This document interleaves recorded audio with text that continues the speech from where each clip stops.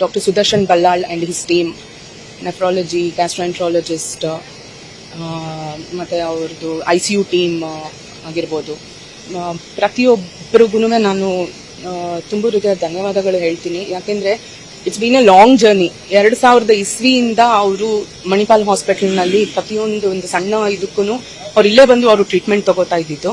ಅವ್ರು ಬೇರೆ ಯಾರ ಮೇಲೂ ನಂಬಿಕೆ ಇಟ್ಟಿರ್ಲಿಲ್ಲ. ಈ ಹಾಸ್ಪಿಟ್ಲಿಗೆ ಬಂದ್ರೆ ಮಾತ್ರ ನಾನು ಗುಣಮುಖನಾಗ್ತೀನಿ ಅನ್ನೋ ಒಂದು ನಂಬಿಕೆ ಇರ್ತಿತ್ತು.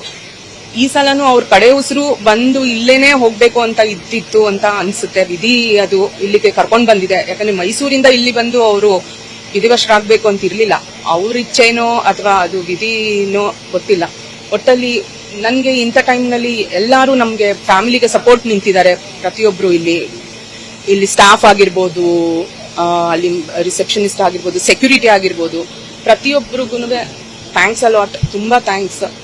ಎಲ್ಲಾರ್ಗು ಒಳ್ಳೇದಾಗ್ಲಿ ಅಂತ ಕೇಳ್ತೀನಿ ಇಂಥ ಟೈಮ್. ಯಾಕಂದ್ರೆ ನಮ್ಮ ತಂದೆ ಯಾವಾಗ್ಲೂ ನಗ್ನಗ್ತಾ ನಮ್ಮನ್ನ ಬೀಳಿಸ್ಕೊಡಿ, ಯಾವಾಗ್ಲೂ ಸಾವಾಗ್ಲಿ ಏನಾಗ್ಲಿ ನಮ್ಮ ಮನೆಯಲ್ಲಿ ನೋವಿಂದ ಕಳಿಸ್ಕೊಡ್ಬೇಡಿ ನಮ್ಮನ್ನ ಅಂತ ಹೇಳ್ತಿದ್ರು. ನಾನಿವತ್ತು ಅದನ್ನ ನಾನು ನಿಭಾಯಿಸಿದ್ದೀನಿ.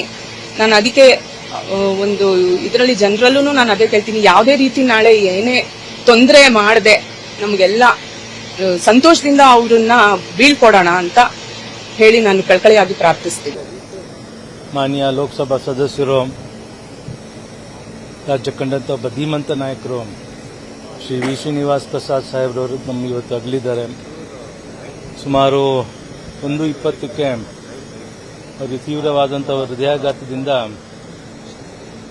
ಎಲ್ಲ ತರಂತ ರೀತಿಯಲ್ಲಿ ಇವತ್ತು ನಮ್ಮ ಮಣಿಪಾಲ್ ಡಾಕ್ಟರ್ ಅವರು ಕೂಡ ಎಲ್ಲ ರೀತಿಯಲ್ಲಿ ಅವ್ರನ್ನ ಉಳಿಸೋಕ್ಕೆ ಪ್ರಯತ್ನ ಪಟ್ಟರು. ಆದರೆ ಎಲ್ಲೋ ಒಂದು ಕಡೆ ನಮಗೆ ಭಗವಂತ ಈ ಥರ ಒಂದು ತೀರ್ಮಾನ ತಗೊಂಡಿದ್ದಾರೆ. ಇದು ಇಡೀ ದಲಿತ ಸಮುದಾಯಕ್ಕೆ ಒಂದು ತುಂಬಲಾರದ ನಷ್ಟ ಇದೆ. ವಿಶೇಷವಾಗಿ ನನಗೆ ರಾಜಕೀಯಕ್ಕೆ ಜನ್ಮ ಕೊಟ್ಟಂಥವರು ಇವತ್ತು ನನಗೆ ಒಂದು ರಾಜಕೀಯದಲ್ಲಿ ಒಂದು ಬಹಳ ಏಕಾಂಗಿಯಾಗಿ ನನಗೆ ಹೋರಾಟ ಮಾಡೋಕ್ಕೆ ಬಿಟ್ಟು ಹೋಗಿದ್ದಾರೆ.